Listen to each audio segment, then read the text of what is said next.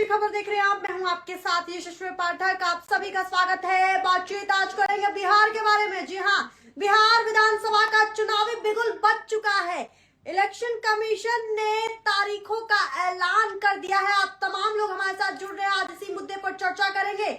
बिहार में चुनाव का जो तारीख होता है उसका ऐलान इलेक्शन कमीशन ने कर दिया। यहाँ पर आपको बता रहे हैं, बता दें आपको कि 6 नवंबर और 11 नवंबर को ये जो तारीख है उसको सेट की गई है, यानी कि बिहार का भविष्य 6 नवंबर और 11 नवंबर को तय होने वाला है। और इसके साथ ही अगर रिजल्ट्स की बात करें तो 14 नवंबर को रिजल्ट्स आने वाले हैं। तमाम लोग हमारे साथ जुड़ रहे हैं। अगर आप बिहार से ताल्लुक रखते हैं या आपके जानने वाले बिहार में हैं और इस बार वो वोट देंगे अपना, तो जरूर कमेंट के माध्यम से बताइए कि आपको क्या लगता है इस बार किसकी सरकार बिहार में किसकी ताजपोशी होगी। जो लगातार नीतीश कुमार का एकाधिपत्य राज्य बना हुआ है बिहार में, वो जारी रहेगा या फिर तेजस्वी को मौका मिलेगा, तेजस्वी सरकार लेकर के आएंगे। कांग्रेस किस तरीके से आप देखते हैं, आम आदमी पार्टी भी मैदान में है, उनके बारे में आप क्या सोचते हैं। इसके साथ ही अगर प्रशांत किशोर की बात करते हैं तो जनसुराज भी मैदान में है। क्या लगता है पीके किस तरीके से क्या जनता का मन मोह पाए हैं कि नहीं। इस वक्त की बड़ी खबर आपको बता रहे हैं, 6 तारीख और 11 तारीख को चुनाव का ऐलान कर दिया गया है। 2 चरणों में चुनाव। इसके साथ बताते हैं आपको ये भी चले कि जेडीयू ने मांग की थी कि एक ही चरण में चुनाव कराया जाए, लेकिन जिसको लेकर के इलेक्शन कमीशन ने प्रेस कॉन्फ्रेंस में बताया भी है कि पॉसिबल ऐसा नहीं है क्योंकि बहुत ज्यादा लोग हैं। इसके साथ ही आपको बता दें कि युवाओं की संख्या इस बार बिहार के चुनाव में ज्यादा है। साथ ही इलेक्शन कमीशन ने यह भी बताया कि बहुत सारी चीजें इस बार के चुनाव में नई होने वाली हैं। इस वक्त की बड़ी खबर आपको बता रहे हैं। चलिए सिलसिलेवार ढंग से बताते हैं आपको कि इलेक्शन कमीशन ने क्या कुछ कहा इन पूरी तैयारियों पर। इस पूरे प्रेस कॉन्फ्रेंस में बता दें करीब 1 से 1.5 घंटे का ये प्रेस कॉन्फ्रेंस था और इसमें सारे सवालों के जवाब इलेक्शन कमीशन ने दिए हैं। बताते हैं आपको बिहार विधानसभा चुनाव के लिए तैयारियां क्या है।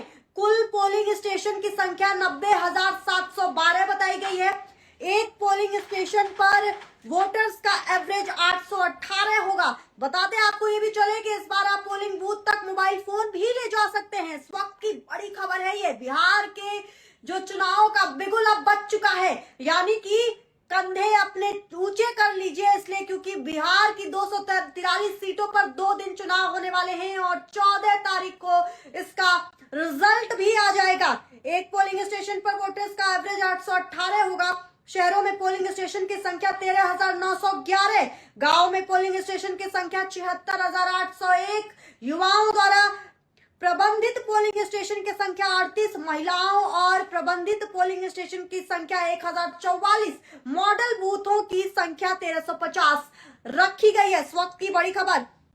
अब आइए आपको बताते हैं कि मतदान केंद्रों पर क्या क्या सुविधाएं होंगी। आपको पोल वॉलंटियर्स मिलेंगे, हेल्प डेस्क मिलेगा, रैंप मिलेगा, टॉयलेट्स मिलेंगे, ड्रिंकिंग वाटर्स मिलेंगे। इसके साथ ही आपको साइन बोर्ड्स नजर आएंगे कि आपको किस तरफ कहाँ जाना है, कहाँ पर आपको क्या करना है। इस तरीके के तमाम साइन बोर्ड्स भी इस बार बिहार में लगाए गए हैं। सिग्निफिकेंट स्लाइड नजर आएंगी आपको और वोटर फेलिसिटेशन सेंटर्स भी बनाए गए हैं। बता दें आपको कि पहली बार बिहार में SIR हुआ था और जिसको लेकर के चुनाव आयुक्त ने क्या कहा ये भी आपको समझाते हैं। लगभग 22 वर्षों के बाद बिहार में मतदाता सूची के शुद्धिकरण का काम पूरा हुआ, यानी कि SIR कराया गया था करीब 22 साल बाद सभी राजनीतिक दलों ने ये मांग की थी कि मतदाता सूची में काफी गड़बड़ी है, यानी कि तमाम ऐसे लोग जो बिहार में रहते हैं लेकिन उनके नाम नहीं है वोटर लिस्ट में। ये विपक्ष लगातार SIR का मुद्दा उठा के कह रहा था, जिसके बाद कोर्ट ने हस्तक्षेप किया और कोर्ट ने SIR कराने की अनुमति दी और जिसके बाद 22 सालों बाद बिहार में SIR कराया गया। अब आते हैं आप बिहार में विधानसभा चुनाव के आंकड़े क्या कहते हैं। राज्य में कुल 243 सीटें हैं। बता दें आपको कि सामान्य सीटें 203 हैं, ST की सीटें 2 हैं और SC की सीटें 38 हैं। इसके साथ ही कुल मतदाताओं की अगर बात करें तो करीब 7,42,00,000 इस बार मतदाता है बिहार में, जिनमें बुजुर्ग मतदाताओं की संख्या 4 लाख, 100 साल पूरे कर चुके मतदाता 14,000, पहली बार वोट करने वाले मतदाता 14 लाख, पुरुष मतदाताओं की संख्या 3,92,00,000, महिला मतदाताओं की संख्या 3,50,00,000, ट्रांसजेंडर्स मतदाताओं की संख्या 1725, दिव्यांग मतदाताओं की संख्या 7,02,000, 85 साल उम्र के मतदाताओं की संख्या 4,04,000, सेवारत मतदाताओं की संख्या 1,63,000, 20 से 29 साल उम्र के मतदाताओं की संख्या करीब 1,63,00,000 बताई जा रही है। इसके साथ ही बता दें आपको कि बहुत सारी बातें चुनाव आयोग ने कही है और अब आपको ये भी समझाते हैं क्योंकि एसआईआर का मुद्दा इस विधानसभा में बहुत देखा गया था। तमाम लोग हमारे साथ जुड़ रहे हैं कमेंट के माध्यम से, आप बताइएगा जरूर कि बिहार में अब जब चुनावी बिगुल बज चुका है, तारीखों के ऐलान 6 और 11 तारीख का कर दिया गया है और 14 तारीख को रिजल्ट आएंगे, तो आपको क्या लगता है कौन किस पर भारी है, कौन कितना ज्यादा पकड़ बनाए हुए है इस बार बिहार की जनता के दिल पर? बता दें आपको कि विधानसभा चुनाव को देखते हुए बिहार में चुनाव आयोग के द्वारा विशेष गहन पुनरीक्षण यानी एसआईआर करवाया गया था। इसमें नए सिरे से बिहार में मतदाताओं की गणना की गई थी। ये प्रक्रिया जून से शुरू हुई थी। ये चुनाव आयोग ने अपने प्रेस कॉन्फ्रेंस में कहा है। बता दें आपको कि अंतिम सूची 30 सितंबर को आयोग की वेबसाइट पर जारी भी कर दी गई थी और पूरा डेटा वहीं पर चुनाव आयोग ने दिया था। अब आइए आपको बताते हैं कि आखिर इन सब के बीच में बिहार के जो एनडीए के लोग हैं और अगर बात करें जेडीयू की बात करते हैं, एनडीए की बात करते हैं, तमाम जो नेता हैं वो किस तरीके से अब सीटों के बंटवारे की भी बात की जा रही है।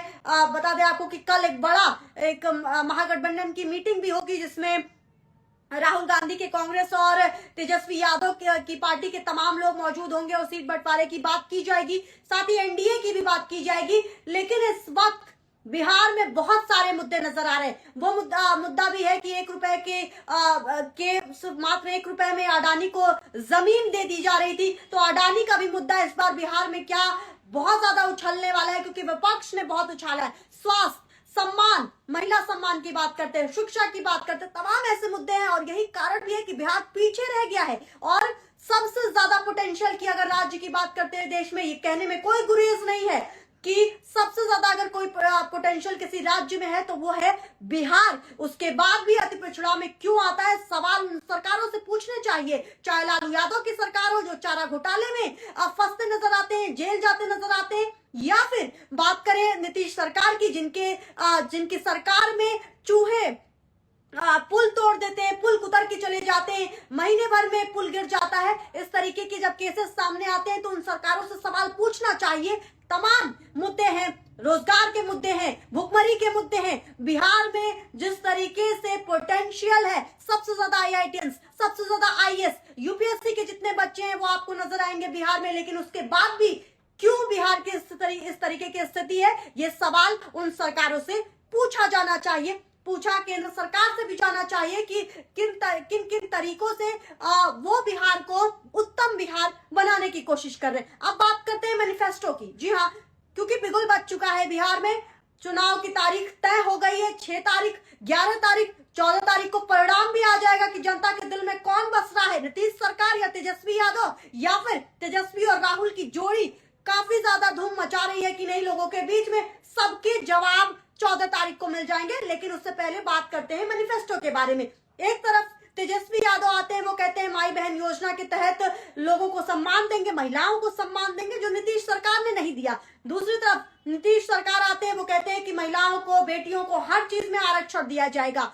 जो स्वास्थ्य की बात है, यानी कि अगर आपने किस तरीके से वो खबर अपने आप में दिलों को झकझोर देने वाली खबर है, जब एक रेप पीड़िता बच्ची का जब टेस्ट कराने जाया जाता है तो उसमें भी किस तरीके से दिक्कतों का सामना उस बच्ची को करना पड़ता है। माँ दर दर भटकती है और उसके बाद उसको इलाज नहीं मिल पाता है। तमाम तरीके की चीजें उस बच्ची को झेलनी पड़ती है और तब सवाल उठता है कि आखिर स्वास्थ्य व्यवस्था कहां पर जर्जर हो रही है। क्या ये सिस्टम की गलती है कि सरकार की गलती है, या फिर स्वास्थ्य व्यवस्थाओं की गलती है, या फिर उन तमाम हॉस्पिटल में बैठे जिम्मेदारों की गलती है जिन्होंने जिम्मेदारी तो ली लेकिन निभाई ही नहीं। सवाल उन तमाम लोगों से नीचे से ऊपर पूछने की जरूरत है कि आखिर नीचे तबके का एक आदमी और ऊपर तबके का आदमी, क्या सबको स्वास्थ्य व्यवस्थाएं सब तक पहुंची है कि नहीं। ये सवाल बहुत ज्यादा जरूरी इस वक्त बिहार में हो गया है। तमाम लोग हमारे साथ जुड़े हुए हैं और इसके साथ ही शिक्षा की भी बात करेंगे, रोजगार की भी बात करेंगे, क्योंकि तमाम लोग इस वक्त बिहार पर सबकी नजरें बनी हुई हैं कहा जा रहा है। और इसके साथ ही आपको बताते ये भी चले कि क्योंकि अभी बहुत इनिशियल है ये बता पाना कि आखिर जनता के मन में क्या है, क्योंकि तेजस्वी यादव की तरफ झुकता मामला नजर आ रहा है। बता दें आपको कि सी वोटर्स एक कंपनी है जिन्होंने सर्वे कराया है और उनका ये दावा है कि तेजस्वी बिहार में सरकार बना रहे हैं। तो तेजस्वी यादव जो अपने आप को युवा बताते हैं, और क्या युवाओं के लिए कुछ करते नजर आएंगे कि नहीं अगर उनकी सरकार बनती है कि नहीं, या फिर अगर नीतीश बाबू वापस आते हैं बिहार में,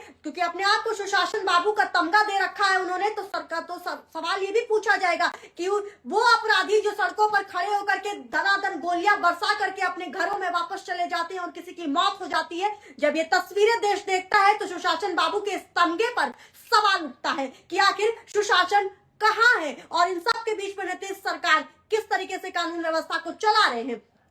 तमाम लोग जुड़े हुए बताइएगा जरूर, आपके जानने पहचानने वाले अगर बिहार से ताल्लुक रखते हैं, आप खुद अगर बिहार से ताल्लुक रखते हैं तो बताइए जरा कि बिहार की पृष्ठभूमि, वो बिहार जो नालंदा विश्वविद्यालय दे गया, देश का पहला विश्वविद्यालय नालंदा विश्वविद्यालय जिसने दिया, वो बिहार जिसने तमाम तरीके से भारत को नई दिशा दिखाई, चाहे जन आंदोलन की बात करते हैं, चाहे शिक्षा में नालंदा यूनिवर्सिटी की बात करते हैं, उस बिहार को इतना पिछड़ा रहने की इजाजत कौन देता है। और जिम्मेदारों से ये सवाल पूछने चाहिए कि तमाम सालों से 10 साल 15 साल से अगर किसी की सरकार है तो आखिर बिहार पिछड़ा कैसे है। आपके पास वोट का अधिकार है, आपके पास जनता के पास सत्ता चुनने का अधिकार है, जनता के पास रिप्रेजेंटेटिव चुनने का अधिकार है, और वक्त आ गया है कि अब आप चूज करें कि आखिर आपको सम्मान चाहिए, कि आपको योजनाएं चाहिए, कि आपको रोजगार चाहिए, कि आपको शिक्षा चाहिए, आपको वो तमाम लोग जो बिहार से